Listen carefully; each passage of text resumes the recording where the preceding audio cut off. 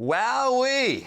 We're on the heels of a very interesting night after UFC 304 just wraps up in Manchester, England. I am with the legend himself, Luke Thomas, who's kind enough to jump on after doing his own reaction show, doing double duty tonight, man. I really appreciate it, but I gotta say, and I want to jump straight into this, things not working out exactly how a lot of MMA fans thought going into this card. I want to kick things off with Benil. I want to kick things off with Belal's win over Leon Edwards. Luke, just to kick things off right away, man, what was your reaction to the performance that we saw from Leon Edwards? And I guess, Belal also coming out there and showing us another level. So, I think the conversation is really about Belal first. I thought he had a really good game plan. He looked driven all night. Obviously, the end of the fifth, he was bloodied up and sliced, and that looked like it was going poorly for him, but that was too little too late for Leon in the end. Belal didn't have Canelo-like hands, but he had functional striking, and it did a lot for him. He got 9 of 13 takedowns, which is a 69% success rate. His career percentage heading into the fight was less than half of that. He did everything he certainly needed to do and did almost everything that he wanted to do, and obviously got the title as a result. There obviously is a question about what was going on with Leon. Was it just an off night? Was the fight being at 6 a.m, some kind of factor? And certainly that could be the case, but it wasn't a factor for Belal. It wasn't a factor for Tom Aspinall. The fight didn't go very long, but he still got the job done there. I know we'll talk about that a little bit later. Listen, I get that Belal is not well liked by the fan base, and I'm not trying to get people, when I give him praise, to make you like him. That's not what this is about. You get to like whoever you want. You get to hate whoever you want.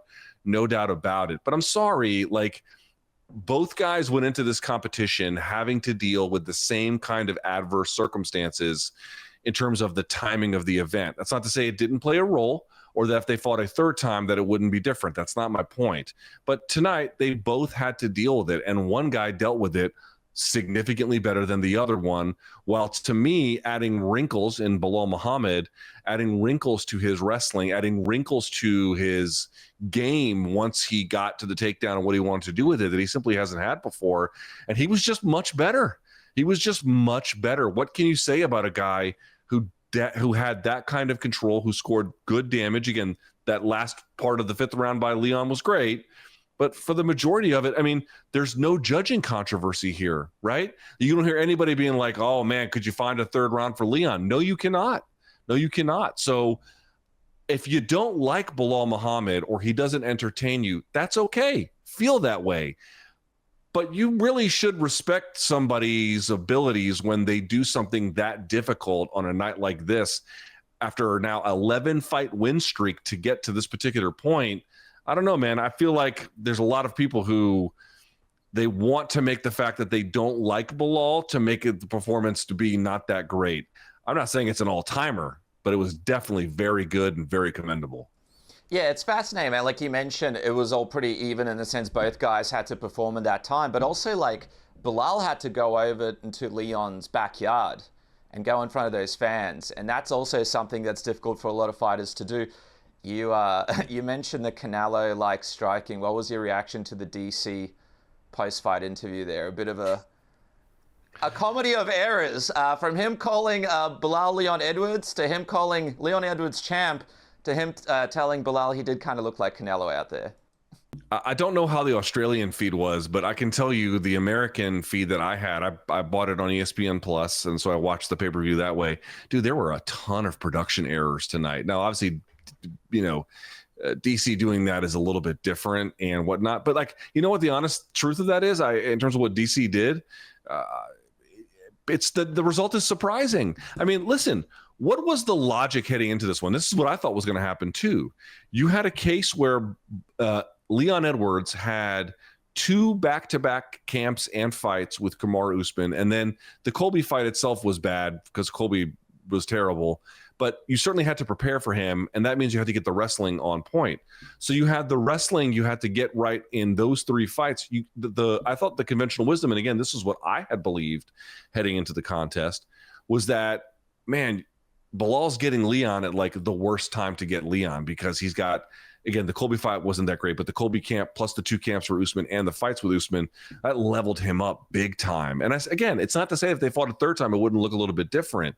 But Belal went in there, backed him up right away, got his hands high, shot the double, locked hands, and then began to get the rinse cycle going over and over and over again. He leveled up too. And I just feel like, I don't know why that's so hard to respect. I lived through the career of John Fitch. There was a lot to like about what he did. It doesn't mean he was the most exciting guy ever, but he did some interesting, cool things. He worked hard to get where he had to go. MMA is a cruel and difficult and a horrible sport to try and make a living in. And Belal Muhammad took the long road to get here, overperformed relative to expectations. I think there's some people that just need to deal with that on a personal level, and I'm not one of them, but there's definitely some donks out there suffering right now. Leon Edwards, man, he overcame the odds against Kamaru Usman, who was on his way to losing that fight, that he landed that head kick, and a lot of people thought that KO kind of invigorated him and gave him a confidence in himself that we then saw in the follow-up Usman fight, the Colby Covington fight. Of course, here, like, we don't know what happened. Again, like you said, maybe both guys had to fight at 5 a.m., so they were both affected by that time. But where does this leave Leon Edwards in your mind now? Here's the thing. This was not as bad a loss as what happened to Izzy when he fought Sean Strickland, where, like, remember, he got dropped, and then it was, I think there was some 50-45s. Maybe there was like a 49-46 or whatever, but man, that was basically a clean sweep. You know, I think that what Belal did was close to that, but not the same. I mean, there was a little bit of a difference in that fight. In the Strickland and Izzy fight, you were like, man, I don't even know if there needs to be a rematch. I mean, Izzy's a long-standing champion, but like, there's just no dispute over that. I guess if you really wanted to, you could look at this and say, hey, you know, Leon looked uncharacteristically like himself. And again, even if the late timing did or did not affect him, he did seem to me less than what previous high water marks from him that I've seen. You know, sometimes guys have good nights, sometimes guys have bad nights, sometimes guys have injuries, they don't disclose them. Who knows? Like, honestly, who knows? This is my point. It's not like a third fight couldn't necessarily be different. But my feeling about it is, it's like, was it that close where you feel like you need to see it again? I know there are people that want to see Belal not champion, but that's not what I'm asking. What I'm asking is, was that fight close enough, or were there circumstances mitigating enough that make you feel like the right next step for the division and for Leon is to run that back? Maybe. I think some people might feel that way. I honestly don't feel that way. I feel like Leon maybe has to win one more and get right back in there. That'd be fine. Again, I don't think it's a crime if they run it back. But to me, it's like Leon should go fight another contender, and let's have Belal fight Shavkat Rakhmonov. I think that's the fight to make. I think that's the direction you go in. Maybe Leon could fight Jack Della Maddalena, something like that. I don't know. But it's not like what would be the argument, aside from just assuming the fatigue got to him, that would make you believe there was enough of this fight that, like, you can't trust the results? Not liking Belal is not the same as seeing something that makes you feel like you can't trust the results. You have to really have a different theory here. And that's not to say that there isn't one, but the strongest theory that explains what happened is that Belal was better than we thought. That happens all the time.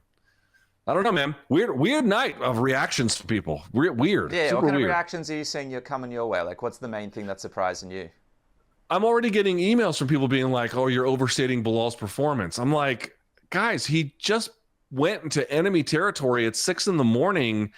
as the underdog and a hated figure, and like looked good. Not dynamic. Oh my God, he's the crazy finisher, and it was amazing stuff beginning to end. And you know, taking a guy's back for 3 minutes on end gets a little bit tiresome. Again, this is not an all-timer, but the accumulative weight of everything he's done, the accumulative value of what he's put together, is commendable. And I say this all the time, guys. All you ever want out of MMA is for the right guy to win on the right night. Right. And what I mean by that is, you don't want the judge to screw it up, or the referee to screw it up, or somebody to suffer an injury and they can't be themselves or whatever. And again, maybe the 6 a.m. thing really took a level out of Leon Edwards, but it did nothing to Belal. You have to respect that. You have to respect that he was able to go in there and, against my anticipation and my expectation, and put on maybe a boring one, depending on your perspective, but a very good, he won a freaking UFC title. And it wasn't a fluke. I don't know. I find weird responses that I'm seeing. Weird. You mentioned Belal Shavkat, right? You'd like to see that next. We've got, obviously, Jack Della's in the division. He's somewhere in the mix. Ian Gary, Leon Edwards. What about Kamaru Usman? How would you like to see those guys matched up? And we've got Colby Covington there as well. Well, I mean, here's the thing. I don't see Colby deserving of anything with the title, so you can write that one off. I mean, I guess they could do it as a grudge match, but that makes no sense to me. He does have a little bit of a rivalry with Belal, though. They have a bit of a thing. Yeah, you could do that, but how? I mean, we want to talk about a bad fight. I mean, that fight feels like that would be, Jesus Christ. If you didn't like Belal versus Leon, boy, you're gonna like Belal versus Colby even less. So no, I don't necessarily think that's the best idea. Kamaru still might go to 185. I don't really know. The Ian Gary equation is kind of interesting to me. Not that he would deserve a title shot, but maybe Ian Gary versus Leon, you could do that. That's kind of an interesting thing that you could run through. That'd be a real test, certainly, of Ian's ability. Leon appears to be much better than him, but Leon, I thought Leon would be much better than Belal, and here we are. So I don't know exactly, but I don't think it's a scandal if they make a third fight between Belal and Leon. But what I think is better is Shavkat versus Belal, and then let's see if Leon wants to really give a young up-and-comer like Gary a try. I think it's also it'll be great to see Shavkat get this shot. If he does get this fight, if it is Shavkat and Belal, early prediction, who do you think wins it? Well, I was wrong about Belal tonight. I didn't think he was going to win. This version of Belal, right? The Super Saiyan version we saw, his physique was unreal as well. The guys just looked incredible. Dude, him and Paddy looked to be in absurd physical condition. I think Shavkat is destined to be a champion. I really do. If your criticism of Belal is that he's not a dynamic finisher, I mean, that's the only thing Shavkat is, right? I mean, he is the most dynamic finisher maybe in all of MMA. So, yeah, I just feel like he's very well-rounded. He's very special. He's got offense everywhere. He takes enough risks. He's pretty battle-tested for the most part. There's some limit to that. I would like his chances. I'll put it that way. What do you think happens to Islam now? He was supposed to potentially move up, fight Leon. He's mates with Belal. They've trained together. Makes things a little difficult. It does make things difficult. I don't know what he would do. He probably has to stay now. I mean, you could do the Anderson Silva Forrest Griffin bit where you just don't even take a title fight up a weight class. You could do that if you could still get pay-per-view points and it would matter. You could play like that and maybe take on somebody if you wanted to, but that was more done. Anderson Silva Forrest Griffin was done to kind of repair some damage to Anderson Silva's public popularity stock. More than it was the most important fight that had to be made or something like that. So, that was just a very different kind of circumstance. I tend to think this probably narrows his options for the time being. Also, if Belal ends up fighting Shavkat and Shavkat wins, if you're Islam, do you really like that fight for yourself? I don't know. If Belal wins, again, it's a roadblock because that's sort of like a teammate. And then the other part is, it wouldn't be a big, that's not going to sell well anyway, right? So you need somebody who's a good enough dance partner in that particular wave. So, yeah. And I don't see the UFC, they like Belal for the region, they like Islam for the region. Why lose one of the guys, put them up against each other, try and keep them separated as long as you can. All right, talk to me a little bit about Tom Aspinall here, man, because the guy has kind of, for me, had a really good week leading up to fight week. He looked like a real star. It looked like everybody wanted a part of him. He was walking around. He had the sunglasses on during the press conference. He had a little bit more swagger about him. He looks in great shape, and he goes out there and puts a performance unlike that on the card. What was your reaction when you saw the way he was able to dispose of Curtis Blaydes, who's not an easy fight whatsoever? Man, I tell you what, you know what's kind of funny about Tom Aspinall is if you look at his defense, there are problems with it. He cross steps all the time. He leans back all the time. He gets hit because he takes positional risk as well. I'm not saying his defense is completely terrible. I'm just saying like there are issues with it. Like he plays reckless.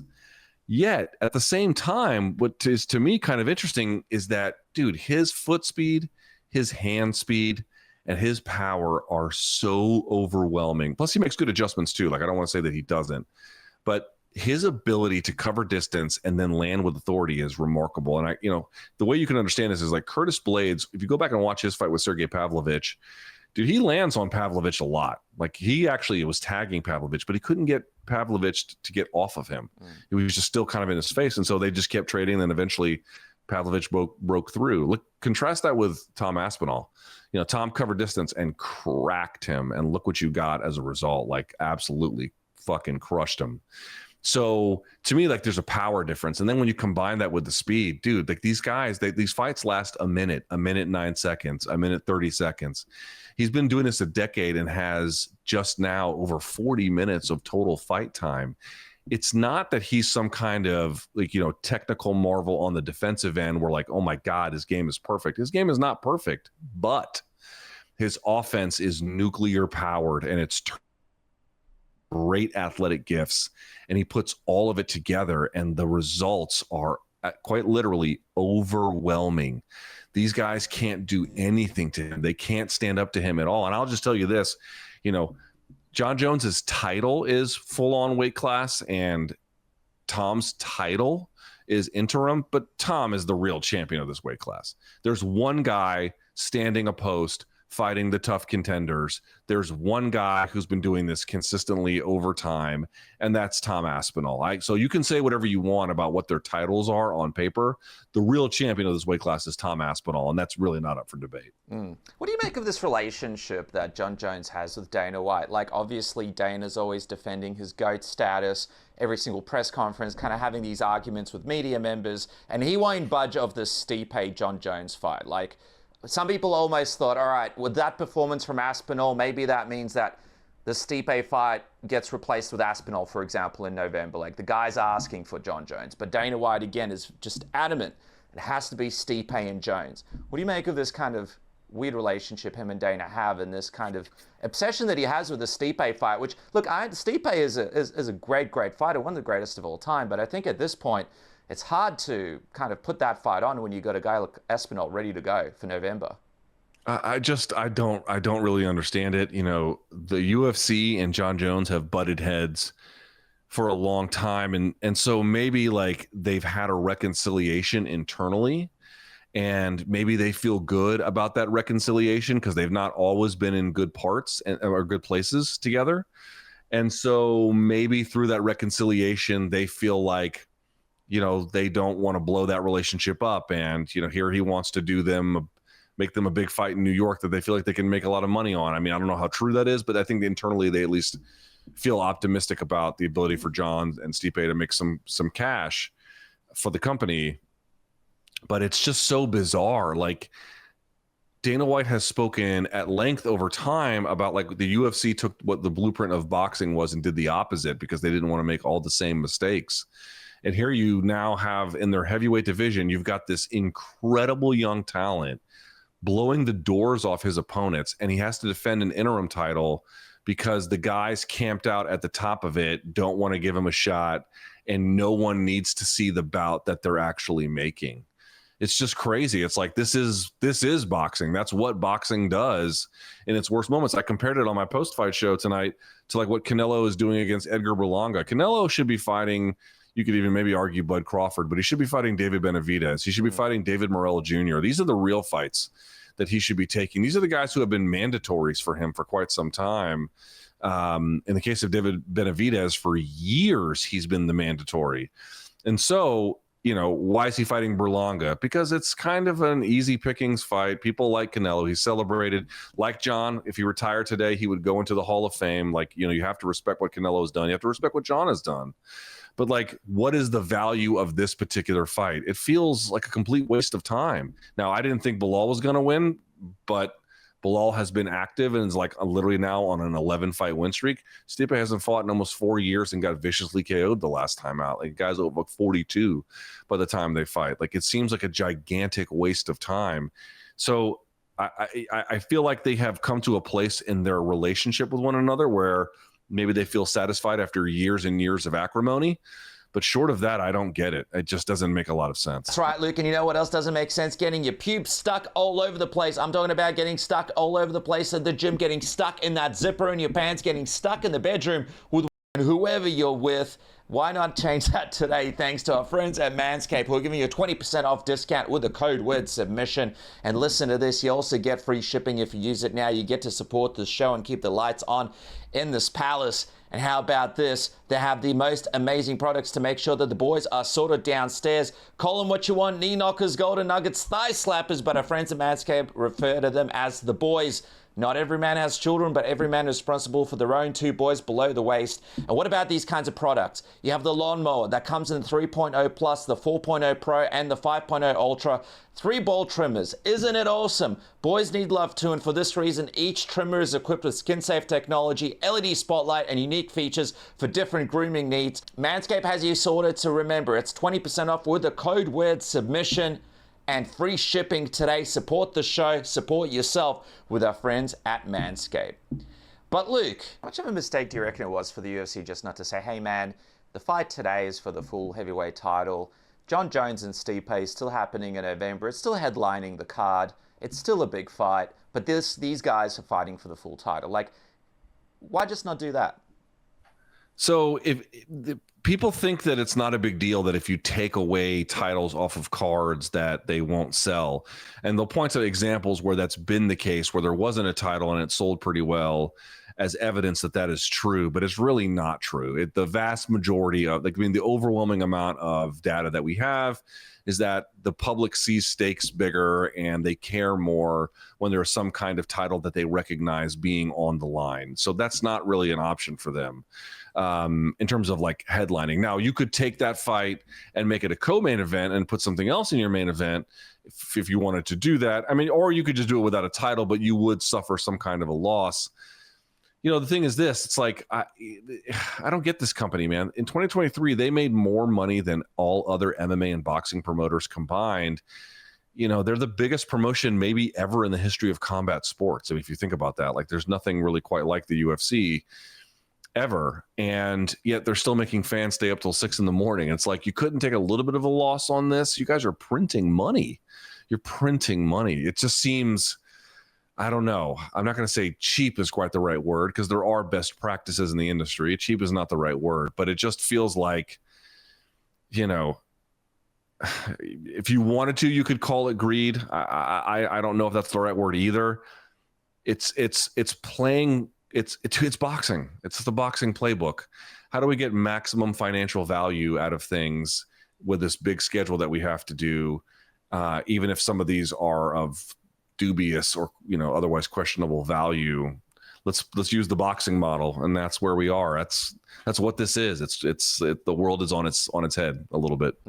That's what a monopoly looks like, man. Like, there's just really no choice. Quick one, Oscar Willis posted on Twitter, Tom Aspinall pitches a heavyweight tournament between John Jones versus Stipe and Aspinall versus Pereira on the same night at Madison Square Garden. Imagine that. Would you want to see that, Luke, at New York City, headlining a big event? I mean, that's, if there's one way to spice up that card, put Tom Aspinall and Poatan on it. I don't even know how good that fight is. I don't know how long that fight is. Maybe Poatan gets run over and Aspinall takes him down and pounds him out. Who's to say? I don't know.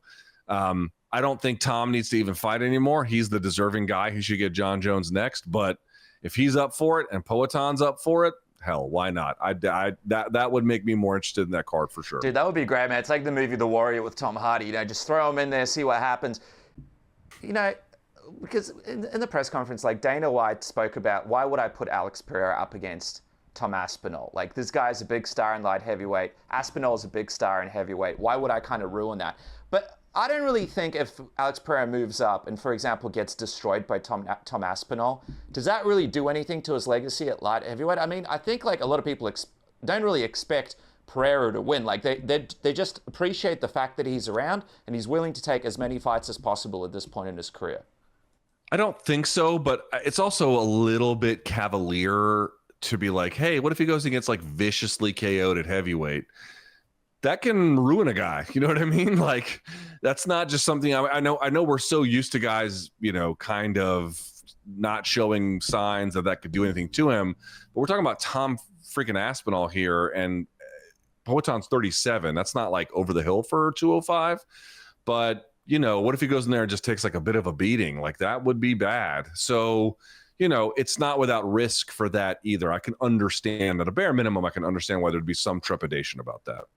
Yeah, well, it'll be interesting to see what happens. I think Pereira, man, he's at that point in his, kickboxing pedigree, like Israel. These guys are happy to keep it frequent, make as much money as possible, and see how it works out. So I'd like to see him get the opportunity, just because the guy just takes like a fight with Yuri with broken toes. He was here in Melbourne and just flies out to America. Like, the guy's unbelievable. So I'd like to see him get an opportunity to make as much money as possible. Just quickly, man, before I let you go, Paddy Pimblett, right? Goes out there, a lot on the line here. I'm not sure what the deal with the contract negotiations were. I have a feeling maybe they re-signed before he got this win with King Green. But regardless, put it all on the line against Bobby Green, who is not, not an easy fight. A lot of people think, all right, this guy's a veteran in the game, etc., etc. But he has a lot of experience and he could be extremely dangerous. We've seen him beat a lot of good guys. He's on a good run. What did you make of this incredible performance? I suppose like the big thing here is, and a night when there were a lot of sort of decisions and fights kind of not going the way that people thought, Paddy Pimblett really sealed the deal for people who bought the pay-per-view and put on a really great sort of finish that kind of stood out over a lot of the other fights. Yeah, you know what? This was the best I think I've ever seen him look. The fight didn't go very long, but the reality is he looked smooth on the feet. Again, he looked chiseled out of stone for whatever that is worth, and really dialed in. I think the crowd definitely played a role in kind of pumping him up. He was playing up to them from the word go. And listen, he stumbled Bobby or King with a leg kick, which forced a bad reaction from Green. And he jumped guard in a very, very clever way, not going over the hips, but going hip and shoulder. This is really, really very, very impressive from him. He's going to earn a rankings position from it, which I think is great. I've not been a big believer in his upside in general. I thought that, you know, there's still some striking issues that I think can still be exploited. We'll see how he does now that he's getting to the ranked guys at 55 and what that might mean, whether it's Renato Moicano or anybody else. But, you know, this was his best win. This was his strongest performance. This was the best he looked for the amount of time that we saw him. He earned the spot. Fair play to him. I'm curious to see how far he can take this. You like this Moicano fight? If Moicano can get past his next fight against Benoit, which is, that's far from a sure thing. Yeah, exactly. I mean, and also, like, what condition are they going to be in after that fight, right? I mean, are they going to be all jacked up too? If they can make it, it's great, but it's not like that's the one that it has to be. You know what I mean? All right, a couple of quick fan questions and I'll let you go. First one from Dustin Love at DLove84. We kind of spoke about it a little bit, but how much do you think the time played a factor in the performances? Felt like the crowd was flat, but the fighters seemed unfazed. Tom, Paddy, Alan, individual thing, of course, but wondering your thoughts. You kind of already mentioned that, yeah, it was a weird time to do it, but ultimately, do you think doing these cards regularly can really sort of hurt certain fighters and potentially hurt certain interactions that fans have with the product? I definitely feel like it's not ideal, and that means that there are going to be people that are suffer from it negatively. Maybe that's Leon. Maybe it's not if they did it again or something like that, right? I mean, it probably has some kind of an effect. And for me, man, Mokaev, it looks like Dana White's not going to offer him a deal, even though he won against Manel. He was on the press conference saying that he'll be a great guy for the PFL, undefeated, and he's not going to be extending his contract. What's your reaction to that? I mean, it seems punitive and kind of mean to do it the way, the way he did. But, dude, Mokaev needs work, man. He needs work. His strikes landed per minute are like 1 point something. Like their numbers are anemic. They're anemic. He's obviously athletic. He's obviously talented. His wrestling is good, but his wrestling is just for control. It's not for damage. And I was having a conversation with a jiu-jitsu black belt tonight about this, and I watched one of Habib's tutorials. It's like several hours of like footage of him talking about his various techniques. And one thing he's very big on is for various different positions and whatnot, and using your legs and other parts of your body to control your opponent so that your hands, or at least a hand, is free to punch. If your hands are locked, how can you punch, right? Mm-hmm. And Mokaev's hands are like always for control. They're always for that. And so, you just don't see any ground and pound. There's like not much that goes with it. On the feet, you got a little bit of that, but it still feels like he's hesitant to engage in boxing range. And so, like on the one hand, I feel like there's better ways that for him to be treated on his way out the door. On the other hand, dude, he needs some other experience. Like he's not ready for what the top of this division frankly requires. And I think he'll be better. Honestly, I mean this, I think he'll be better off for it. Speaking of nice grappling, Brad Engert saying thoughts on Belal spiking Leon on his head on one of those takedowns. How crazy was that? I need to see the replay because the angle of it does matter. I couldn't quite tell how straight up and down was it. Because obviously if it's like completely, you can't pile drive somebody. And so there's an issue there, but there can be ways depending on the angle where like slamming them on their head is okay. So I'd have to go back and look, but like, just generally, referees don't, breaking the rules in MMA is completely legal. Like, I'm not even sure if there are rules anymore. I really mean it. Pull someone's pants off, fine. Grab a fence, here's a soft warning. Grab the fence again, hard warning. Poke them in the eye, here's another hard warning. Like, it just is so many fouls that play a role in the game that go completely untouched by officiating. And I understand why they don't want to affect the score. It's one of the big criticisms I have of the 10-point must system, but it's the reality. So, Leon didn't complain about it afterwards, so maybe it wasn't that effectual. He did get a hand down to post. I don't know. It played a role, I'm sure, but it's not why Belal won. Luke, you could pull my pants off any day, you sexy beast. Guys, make sure to check out the man on Instagram at L Thomas News, and of course Morning Combat, one of the baddest shows in the game, you and BC. Thanks so much for joining me on the show. And yeah, a strange night. I think it was a strange night, but congratulations, Belal, is the way to sort of phrase it. That's it.